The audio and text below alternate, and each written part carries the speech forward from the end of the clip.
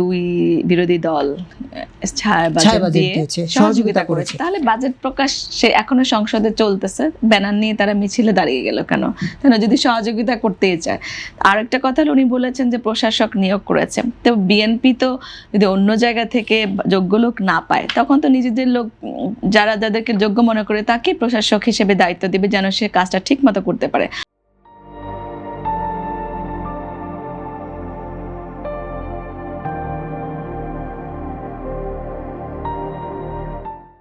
আমি দেখেছি যে আপনারা যদি আপনাদের কাছে হয়তো সেরকম যোগ্য লোক নাই যারা সংসদে এসেছেন, তারাও কি বলছেন? জনগণের কথা বলছেন, চাচ্ছেন নিজের ব্যক্তিগত ব্যাপার, ওয়াশিং মেশিন চাচ্ছেন, মাইক্রো ওভেন চাচ্ছেন, এইসব জিনিস কি সংসদে বসে চাওয়ার বিষয়?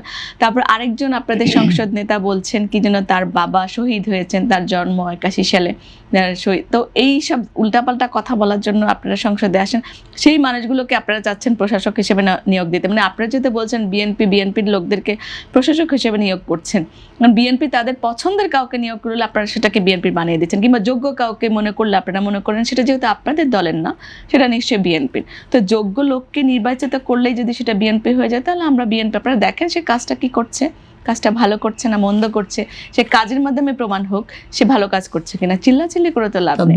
খারাপ কাজ করলে আপনারা বলবেন থেকে যোগ্য ব্যক্তিকে প্রশাসক হিসেবে বসিয়েছে, সেটারও কিন্তু নজির নেই না। অন্য এটা আমি বললাম যে এক্সাম্পল দিলাম, সংসদে বসে যারা কথা বলছে তারা কি জনগণের জন্য কথা বলছে? তা আমরা যোগ্য লোক পাবো কোথায়? যখন অন্য লোক না, নিউট্রাল লোক যদি বিএনপি চুজ করে, তখন আপনারা বলবেন সেটা হয়তো বিএনপির লোকই হয়ে গেছে, এই টাইপের কথাই তো বলবেন। তো তারা কি কাজ করছে সেটা আগে দেখেন, আগে চিল্লাচ্ছেন কেন?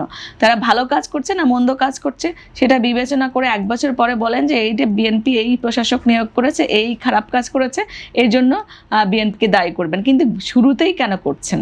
আগে কাজ করতে দেন, তারপরে দেখেন।